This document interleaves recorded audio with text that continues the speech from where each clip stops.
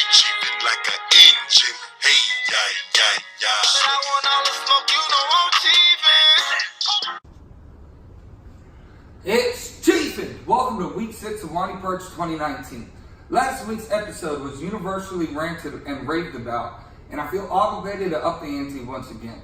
Some of you have been saying, Chief, great episode, man, but what happened to that clever and witty writing we've all grown to love and expect from you? And to those I say, fuck off. Last week was spent mastering the editing, and this week I will aim to combine it with my world-class diction and syntax. Let's take a look at these last week matchups. Our first and highest scoring matchup of the week saw KP5 defeating Chiz 0-5. With Coop and Carson combining for a shit ton of points on Thursday, it was an uphill battle from the get-go for Big Chiz. A 52 total for KP looks great on surface, but it took a 56-point performance from Deshaun Watson to eke out the win. Better hope Barkley comes back soon because McCoy and his 1.6 points ain't cutting it. KP could have blown the door wide open in this matchup had Matt not been on the bench taking a burrito. Chiz.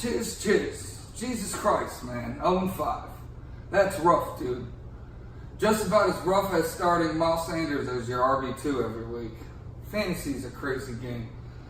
I know this guy puts in the work, breaking down film, gathering data, analyzing trends, but it's just not paying off for him. I've seen some unlikely events in my life, but unfortunately at this point, not even Stanley Yelnats can dig Chiz out of this hole he's managed to find himself in. Chiefin chose Perry. That was correct. Our next matchup saw yours truly defending Russ in a very one-sided affair.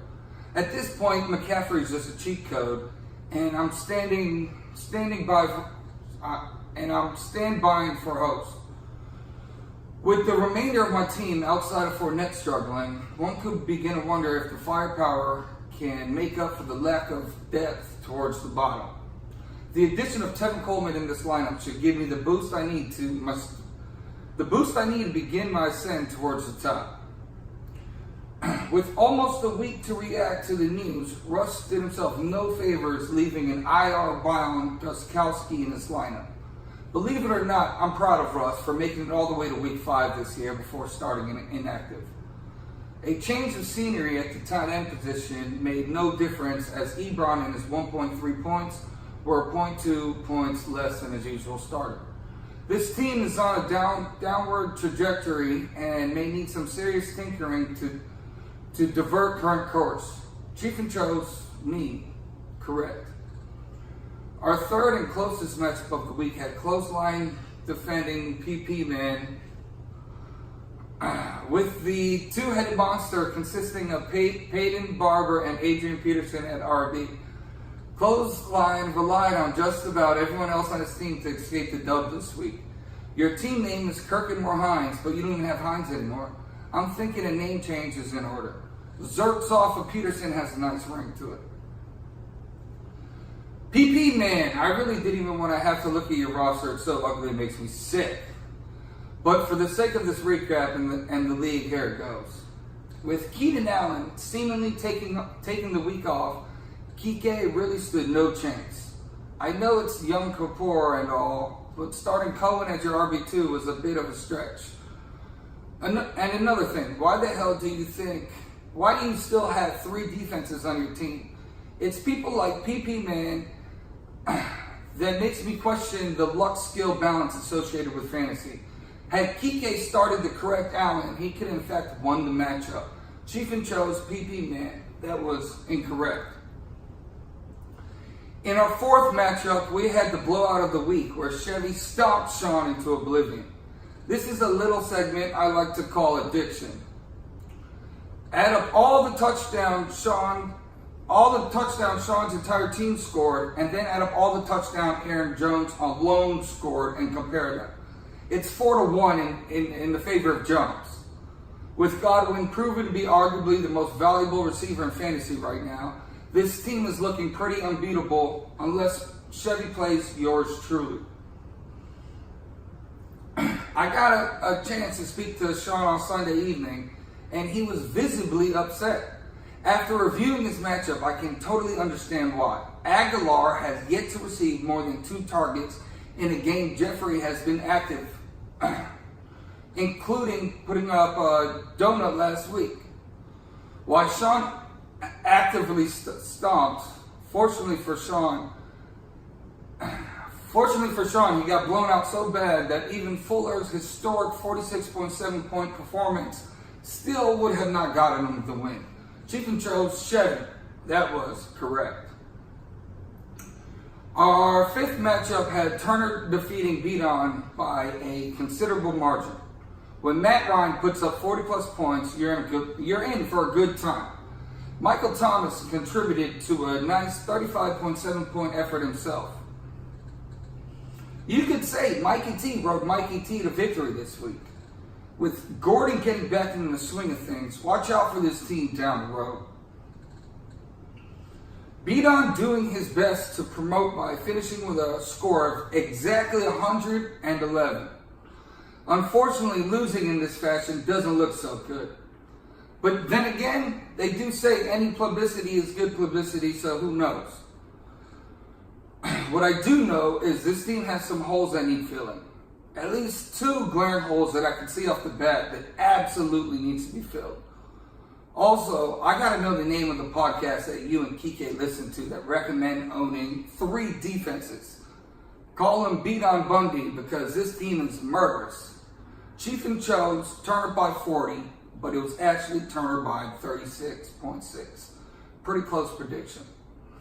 Our final matchup, the game of the week, was the lowest scoring affair of the week, and one of my personal favorites saw RJ easily defeating Dylan.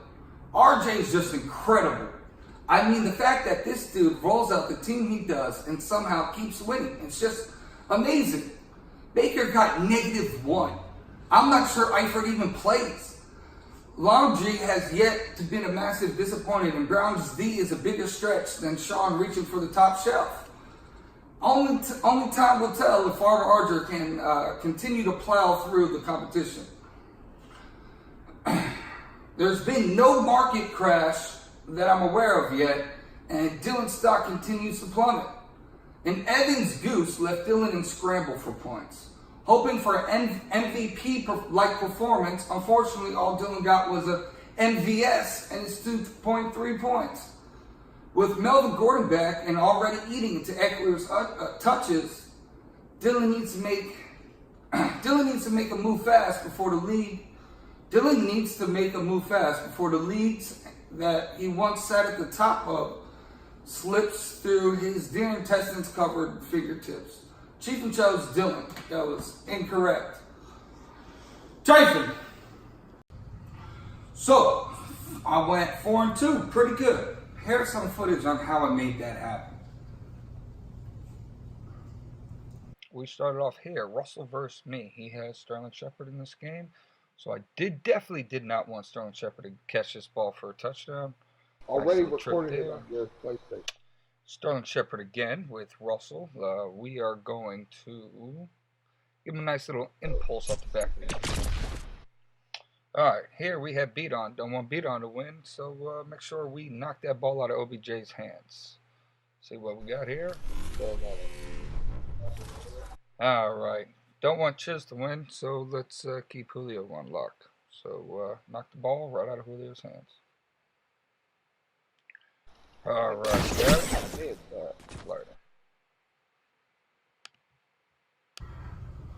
Wow, those are some crazy plays, huh? Alright, so I owe you guys 4 balls from last week, 2 from this week, so I will now pick 6 balls.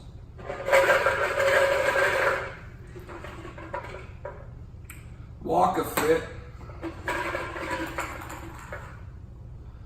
Apple time. Pick 2 balls. Shit. So, that's 3. So I gotta pay 4 more. Blank. KP detention. Blank. 1, 2, 3, 4, 5, 6. Egghead.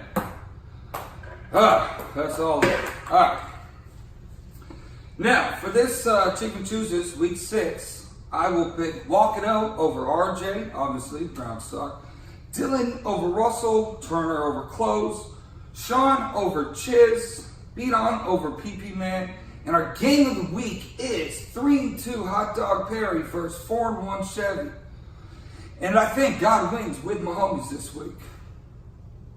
What Kai?